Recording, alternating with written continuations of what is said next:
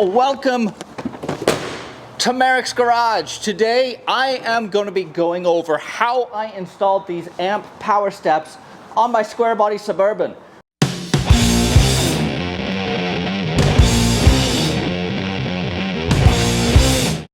When I built this truck, I knew I wanted to go a little on the extreme end of things. So that's why it's got 38-inch tires and a super healthy lift. But it did make things challenging getting in and out. Before I put the steps in, this is where I had to climb to. And for me, I'm 6 foot. I'm 6'1" with boots on. And it was an ordeal to get in and out. Never mind what my daughter and my wife were dealing with. This has dropped the step a good 10 inches from where I used to have to climb into. And while it's still quite a bit of a climb for my family, it undoubtedly has made a dramatic improvement in ease of access into the truck. Now, you can't run rock sliders with these, or at least I haven't figured out how to do it at this point because they're going to interfere. So you do have to be a little bit more careful when you're off-road, obviously, because they're not going to handle rocks like a rock slider was. But this truck was never really set up for that. The fact of the matter is, we're going to be spending the vast majority of our time on the road getting in and out. So having something that tucks up out of the way and swings down when we need it, crucial. If you are enjoying this video, make sure to give me a subscribe. That way I don't have to go back and get a real job, because I was pretty terrible at having a real job. The way the steps work, there's an electric motor on the front of the unit that drives a gear and spins up this front bracket. The rear bracket comes up because it's bound together through the actual step itself. Where this becomes tricky is making sure that you have a clean swinging arc. There's no twisting or torsion between the two mounts, that they're mounted at the same point. If you have any resistance, it's just going to bind and it's not going to operate smoothly, and it's just going to frustrate you. So that was probably the most difficult thing. You see, there isn't a factory application for the square bodies, and so I ended up just getting one that I thought would be long enough and just making it work. These were intended for a Dodge 2500. There may be better solutions out there that have a different mounting face, but I had to work with what I had. I'm happy with how they're sitting. I need to reinforce the mount somewhat. You're kind of in a rock and a hard place here, because being a body on frame construction, you need to mount them outboard far enough where they're going to swing and actually be useful. It's no good having them deploy underneath the truck. I need them to swing out so you can actually step on them, but also far enough back so that they swing back and tuck away and remain hidden when they're not in use. Lot of creative solutions involving jack stands and wood blocks to get them where I wanted.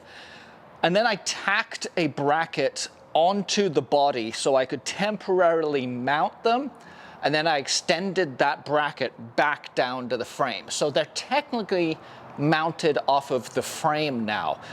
They still do need some fine tuning, but like I said, you work with what you got. I'm very happy with how they're working. I did hook them up so they are activated by my courtesy light, my dome light. So whenever a door is open and the door light activates the dome light, the steps will deploy. So in the rear, all 4 doors, always activate them. You close the doors and they go back up. I have them open right now because I have my dome light turned on, which is another cool thing. I can have them active. So here you can see the mount itself. So that's the outrigger that I've mounted off the frame, and then you see right to the left, upper left of it, that is the motor and control unit coming down to the steps. So let me close the door here and activate the retraction. Gives it a second and then it swings up and into place. I think in a perfect world I would be able to bolt these right up to this gutter right here, but just the way the floor is shaped underneath, it was difficult to get these to stick up any higher. Let's pull it down one more time. And you can see how it activates. This is the motor right here that drives the gear in there that swings up and down, and it also activates these lights that are along the running board for illumination. They're honestly, these things are fantastic.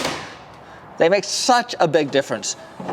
And let's be honest, they look 10 times better than having a step or a running board. This is the rear driver's side mount, and you can see the parallelogram, how it closes and arc swings up. And there is some challenging areas to work around. When this tends to swing back, it comes really close to my spring hanger, but I didn't really have much room to move it this way either. It's a bunch of fiddling until you get it to sit properly, which I have been able to accomplish on this side. I think what I'm gonna end up doing is adding a spacer and mounting this directly to here and bolting it through so it's connected up there also, and do the same in the front.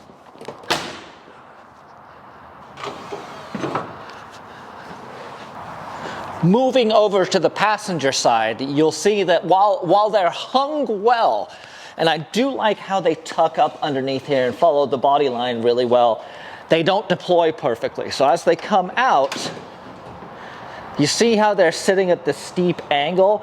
That was partly how I mounted them, and I'm not very happy with this. So this is going to be getting revised.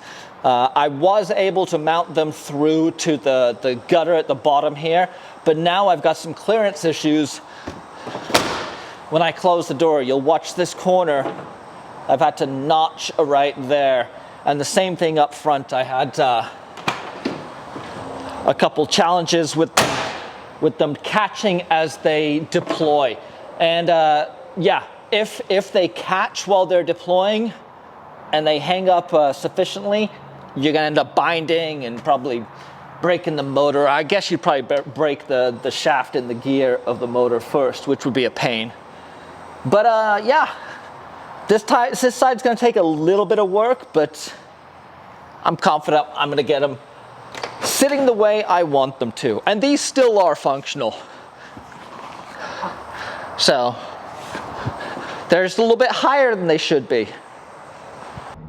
So the most obvious solution is to go off one of the door jamb switches, which you can see if I push it in, that's gonna close and open. But the problem with that is if you only tie into one, the driver door is all that's gonna activate. So behind your light switch, you have a white wire that is for the dome lights.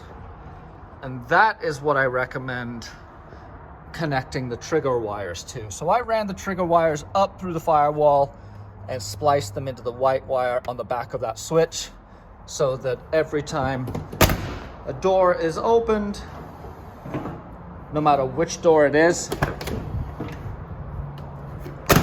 they're gonna work. Even a rear door. I hope you guys enjoyed this video. I'm really stoked on these new AMP Powersteps. I'm gonna link to a video I did up here. It's a short one, go check it out.